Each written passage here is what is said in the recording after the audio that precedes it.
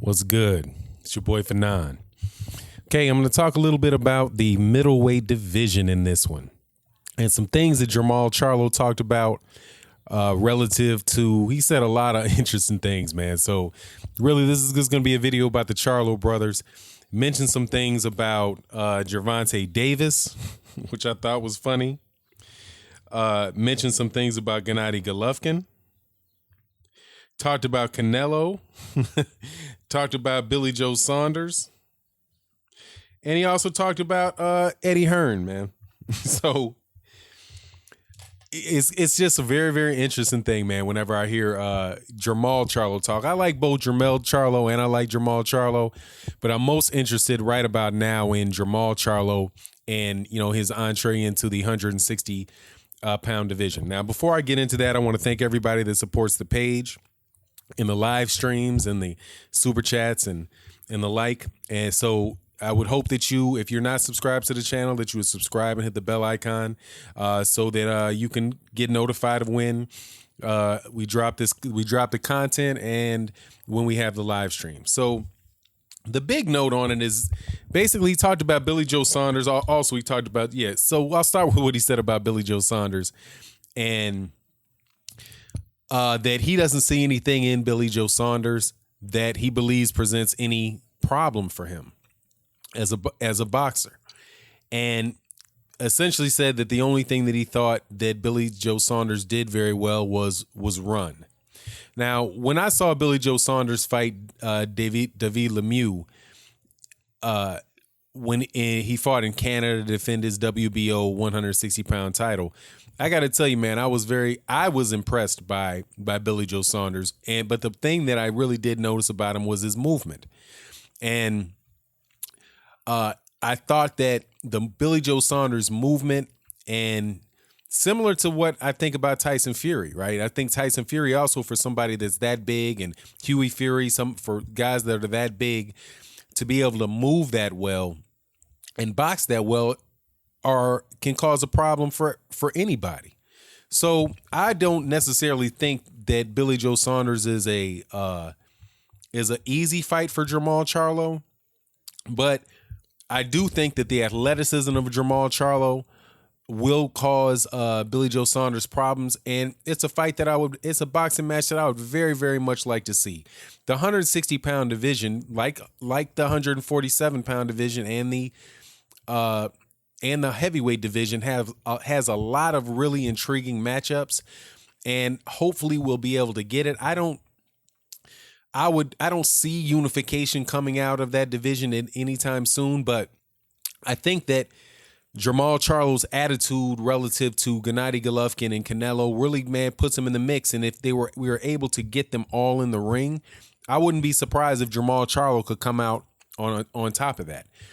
As far as Billy Joe Saunders just being somebody that can only that just knows how to run, I don't necessarily buy that. But at the same time, his two big wins, which are from Chris Eubank and David Lemieux, the ones that I can recall. I don't have BoxRec right in front of me right now, but those two fights are his best fights. I don't think either one of those guys are nearly the level of a Jermall Charlo, but I would really, really love to see that fight. I don't think that's happening with everybody really trying to be at the trying to go for the Canelo Alvarez sweepstakes. How you say that? Sweepstakes, the Canelo Alvarez lottery. And so he also talked about Canelo Alvarez and where Canelo Alvarez and this beef that's going on with Gennady Golovkin and Canelo Alvarez over the purse split. Now, this is something else that I disagree with Jermall Charlo about.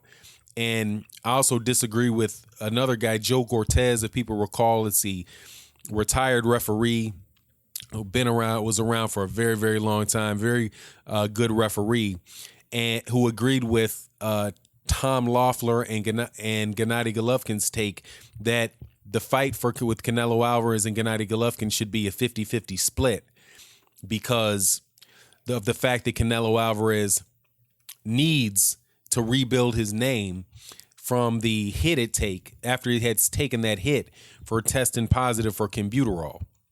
Now, I'm not. I don't buy that because your fan base.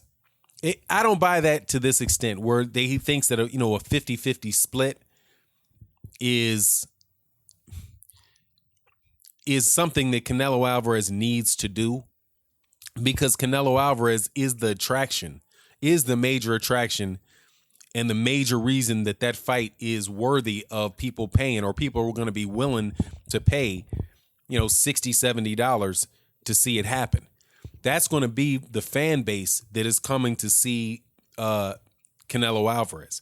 And Canelo Alvarez has also proven, even in what I consider to be a gross mismatch with Julio Cesar Chavez Jr., because I thought that was a gross mismatch. I thought it was a gross mismatch heading in. It still did what is reported about the same numbers that he did with Gennady Golovkin, where Gennady Golovkin fought on not on pay-per-view, but on regular HBO, which is the first time he had done that in several years on the Mexican holiday, and about the same number of people watched on regular HBO as had watched the pay-per-view event that had happened the previous September. So while Tom Loeffler and those guys say that proves the worth of the performance, the pay-per-view performance that Canelo versus Gennady Golovkin did the first time, plus I guess that they're implying that the numbers that happened when Gennady Golovkin faced Vanis Martirosyan, that somehow justifies this being a 50-50 split, because Canelo Alvarez didn't keep his part of the bargain. I think that was the quote directly from Jermall Charlo, that because Canelo Alvarez didn't keep his end of the bargain, then Gennady Golovkin should be able to be a 50-50 split. I don't see that. I think that you should get paid based on what the revenue that you bring to the bout, right? And I don't necessarily see this fight as being performing any better than the last bout. I don't think that there was the most excitement that I've seen surrounding. I just don't see much even as much excitement around Gennady Golovkin versus Canelo Alvarez is what I saw with Canelo Alvarez versus Julio Cesar Chavez Jr. I mean, but that's my take on it. And so if Canelo Alvarez wants to stick with 60-40, or I think the original was 65-35. From my 2 cents on it, I think that's a fair split for the second fight, because it's not like it's the 88-12 split that was offered for Deontay Wilder, which is, if Canelo Alvarez was coming with something like that against Gennady Golovkin, I would say, oh man, that's, this is clearly $100 million bout. If he had made that same type of, the type of offer that was made to Deontay Wilder, then I could see it. But, I just got to disagree with Jermall Charlo. On that. But the good insight that it provided for me was it could be explain some of the reasons, again, why why it's going to be tough for Demetrius Andrade to get a bout with the Charlos. Because if Jermall Charlo was saying, look, this guy deserves, Gennady Golovkin deserves more than 50-50. He deserves the 50-50. He deserves more money than he received in the last bout as a result of Canelo Alvarez not keeping his end of the bargain by by violating the rules and having a suspension dropped on him. Then you could see why they would have that same feeling towards Demetrius Andrade. But still, I want to see the bout. I want to see Canelo versus Gennady Golovkin. I think that would be a good, but not as much as I want to see a Canelo Alvarez versus Charlo or a Canelo Alvarez versus even a Billy Joe Saunders. Or excuse me, Gennady Golovkin versus Saunders. The bout that I think should be made tomorrow in the welterweight division is Gennady Golovkin. I mean, in the middleweight division is Gennady Golovkin versus Billy Joe Saunders. And it's not necessarily because I think that it's going to be, I mean, I think for two things. I think stylistically it'd be a very, very good bout. You'll have somebody with a lot of movement, the ability to move, the ability to box against a more flat-footed, cut off the ring, powerful puncher. The style matchup I like a lot. And I think also that Billy Joe Saunders is a natural 160-pounder, and he might actually be a guy that could compete at 168. So just to see him, that style in there with Gennady Golovkin, I would absolutely love to see it. And I also think that for the sake of unification of the divisions, I would love to see that, because that would be Gennady Golovkin, that would be the WBA, the WBC, the WBO, and the IBF belt all on the line. And there could be, without a doubt, a unified middleweight champion of the world. And that's what, just personally, I want to be able to, I would like to see happen in all the weight divisions, because with all these the divisions between the belts and there being so many different belts that you never really know who the best. You can guess who the best guy in the division is, or give your opinion about who the best guy in the division is. But once one guy has all of the belts, then at least for that moment that he wins it, until he has to prove it again, you know who the man is. So as a boxing fan, as much as I like Charlo, as much as I like Canelo, I want to see that. I want to see that bout. But I just happen to disagree a little bit with what Jermall Charlo says about the Canelo Alvarez situation. And at the end of the day, though, man, if Canelo Alvarez wound up doing what Oscar De La Hoya said, which was, hey, these unrealistic financial demands, why don't you go face your mandatory in Derevyanchenko? Now, also, I wouldn't mind seeing that Derevyanchenko fight with Gennady Golovkin. But if not the Derevyanchenko fight with Gennady Golovkin, most certainly the mandatory against Jermall Charlo. Because I think Jermall Charlo can beat Gennady Golovkin. I think that he's got, and that's what Jermall Charlo was also talking about, is his ability to take a punch, and how people were really wondering whether or not he has the ability to take a shot, and whether or not he has, really has the power to stop Gennady Golovkin. So just to hear him talk about that, man, I'm really excited about Jermall Charlo. And the thing that I really liked about him, and this is not something that I thought I would hear from Jermall Charlo, which was a good amount of respect for the accomplishments of Gennady Golovkin, and how Jermall Charlo said, look, man, I'm okay with being the guy, being the up and coming guy, a guy that's got to, who's got to prove himself in order to get, into the opportunity of winning winning another title. He had won a title at 154, but acknowledges that he's the guy that's moving up, and saying he's okay being underneath Gennady Golovkin and waiting for his chance to prove what he can do. So relative to Gennady Golovkin, I really like Jermall Charlo's attitude with that. As far as Canelo, his brother said something that I thought was just really interesting. And I know I'm just kind of combining this whole Charlo brother conversation, because they had that press conference and there was a lot of interviews coming out with it. They talked about Jermall Charlo said something about Canelo.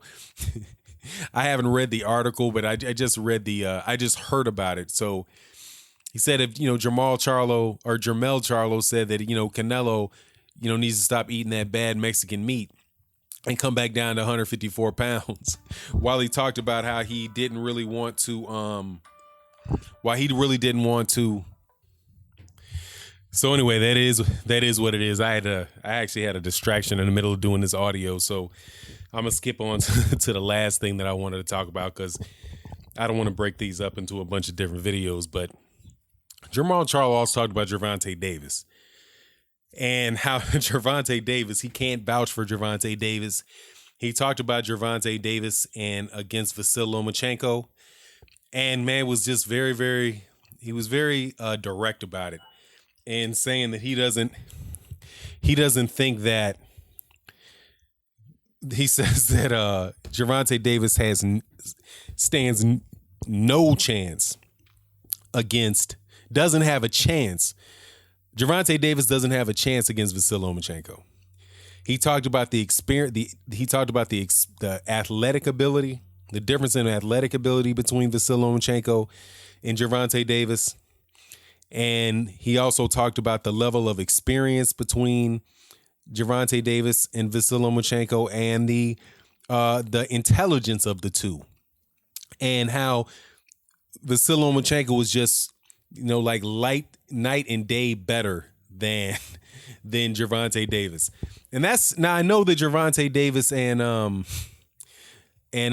Charlo have beef to it, have some issues with one another. Gervonta Davis, I can't tell you how many, I've done several videos about Gervonta Davis and what I think is, him really having not having the best decision-making process when it comes to the things that he says. I think he just kind of lets things fly out of his mouth when he feels it. And so the back and forth going on between Gervonta Davis and Charlo are hilarious. And then so in the middle of it, Gervonta Davis is talking about, Jermall Charlo is talking about how he never even wanted to be on that card. He was saying how the Adrian Bronner, there was nothing exciting about the card with Gervonta Davis and Adrian Bronner, and how basically they were a couple of short guys fighting people that that didn't have a chance. Really expressing his dislike for Gervonta Davis. But at the same time that he says that, I like Gervonta Davis, but I think at this stage in their career that I think that Jermall Charlo is right. I don't give, a lot of people will say things like Gervonta Davis knocks out Vasyl Lomachenko. I don't see that happening. And I just think that Vasyl Lomachenko was far too seasoned for Gervonta Davis. And at this point in time, he still has enough athleticism and speed to really cause Gervonta Davis a lot of problems. Now, the punching power between the two clearly goes to Gervonta Davis, and the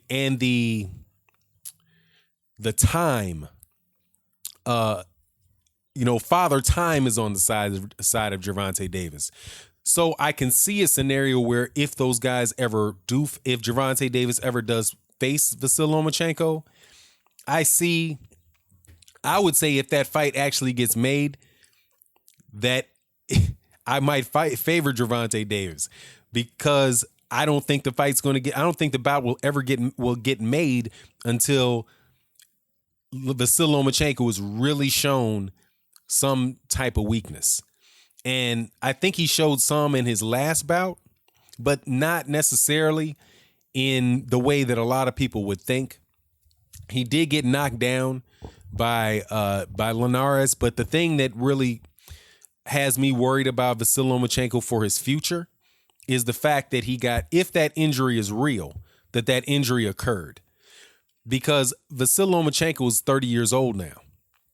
And when you start having surgeries on your shoulders, that's a big thing. And there's no guarantee that shoulder is going to come back the way that it was. And there's no guarantee that's going to be the last injury that he gets. I've made this observation on other videos that Vasyl Lomachenko has been fighting he's been basically training like a professional, more than likely, since he's about 5 years old. So that's 25 years of hard training, and you have a lot of pressure on your body in training, right? The miles that he's running, the miles that if I think swimming is in his deal, walking on his hands and all of that stuff. So there very well could be coming a time in the next year, 2 years where Lomachenko also, I think people underestimate how much he relies on his athleticism.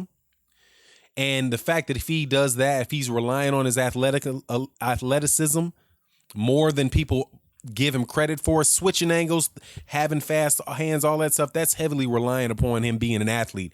And I think one of the things that is very, very underestimated about Vasyl Lomachenko by his supporters is his athletic ability. I think that dude is an exceptional athlete, an exceptionally talented athlete. And that type of stuff kind of goes away as you get older and you have to adjust and start fighting in different ways. So if this fight between Gervonta Davis and him happen a couple of years down the road, you never know what happens, man, because what his advantages can start going away. Anyway, that is what it is. But, man, I'm really like Jermall Charlo. There's a lot of other things that he talked about that I'll probably do on a live stream. But I just, in lieu of having somebody in my house to talk to about boxing, man, I wanted to express those opinions. And at the end of the day, man, whatever Jermall Charlo does and GGG, Canelo, Billy Joe Saunders and those guys do over the next year, I just certainly hope that it results in unification of the welterweight division. Of the middleweight division. And with that, I'm out. Peace.